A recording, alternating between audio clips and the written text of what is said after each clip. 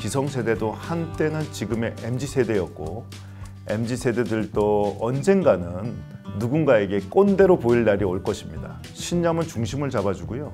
학습은 변화를 대응하는 힘을 길러주고 윤리는 신뢰와 존중을 쌓는 바탕이 됩니다.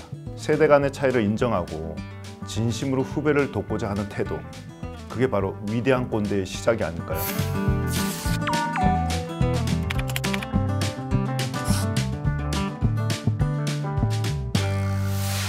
많은 분들이 꼰대라는 단어를 들으면 부정적인 이미지를 먼저 떠오르시겠죠. 근데 저는 그렇게만 보지 않습니다. 자신이 살아온 경험을 정리해서 후배에게 길을 제시해주는 그런 사람이라면 그건 단순한 꼰대가 아니라 멘토이자 리더라고 생각합니다. 꼰대도 듣고 배우려는 자세, 그리고 자기 고집을 내려놓을 줄 아는 마음만 있다면 충분히 위대한 꼰대가 될 수 있다고 저는 믿어요. 세대 간의 차이를 인정하고 진심으로 후배를 돕고자 하는 태도, 그게 바로 위대한 꼰대의 시작이 아닐까요? 저는 위대한 꼰대가 되기 위해 꼭 필요한 자질이 통찰력이라고 생각해요. 그냥 문제를 겉으로만 보고 판단하는 것이 아니라 문제의 본질을 깨뜨려 보고 거기서 실질적인 해결책을 찾아내는 힘이죠. 팀원들이 어떤 고민을 하고 있는지, 왜 어려움을 겪고 있는지 늘 관심을 갖고 지켜봐야 합니다. 해답을 함께 제시해 줄 수 있는 상사가 되어야 해요.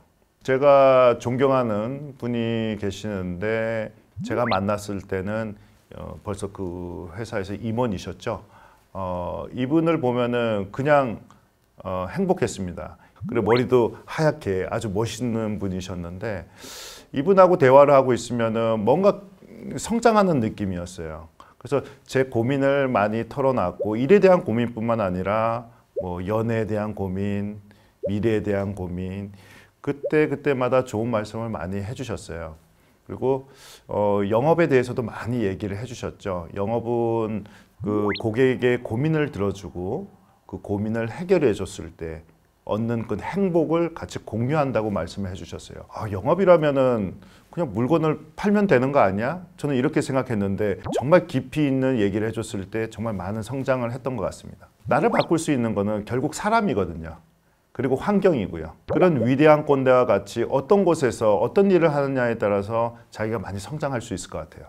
후배들에게 존경받는 상사가 되기 위해서는 팀원들과의 협력과 실질적인 성과 창출이 핵심이죠. 우리가 팀워크를 성공적으로 이루기 위해서는 4가지 요소가 있는데요. 기대 조율, 자율 인정, 그다음에 역할 이해, 마지막으로 적극적인 소통입니다. 기대 조율, 첫 번째는 팀원들 간의 능력과 상황을 이해하고 현실적인 목표를 설정하는 것이 중요합니다. 이렇게 하면 불필요한 갈등을 줄일 수 있고 각자의 업무 스타일과 개성을 존중하면서 독립적으로 일할 수 있는 환경을 만들 수가 있어요.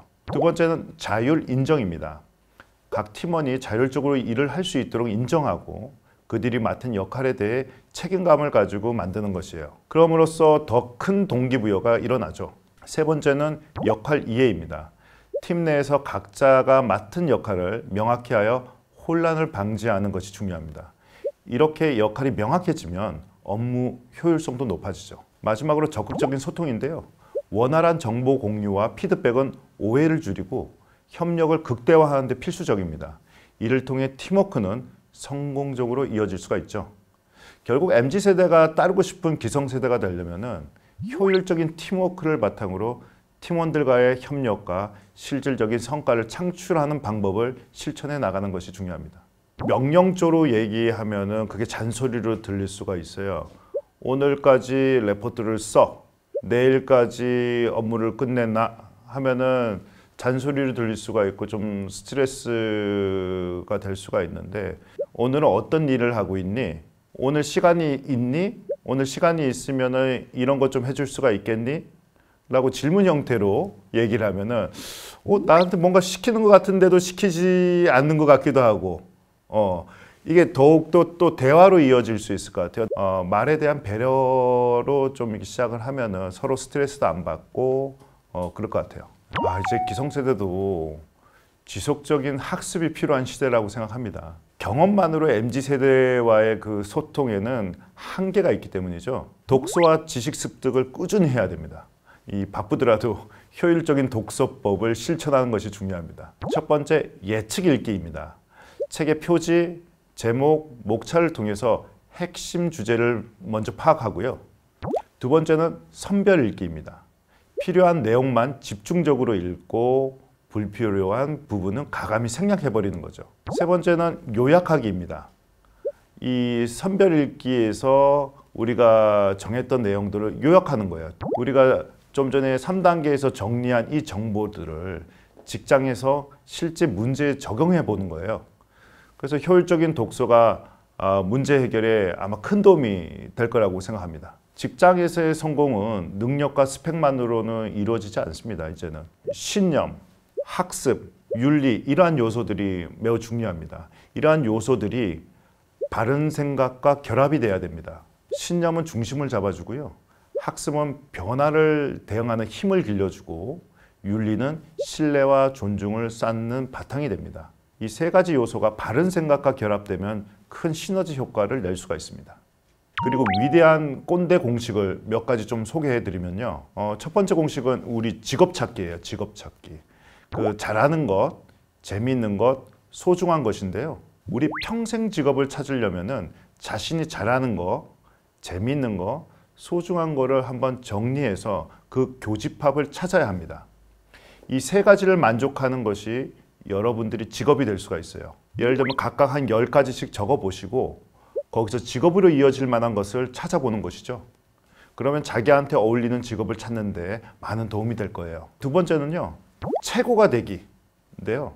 이것은 작은 행동과 지속적인 노력이 필요해요. 사소한 행동이라도 꾸준히 노력하면 큰 성과를 만들 수가 있어요.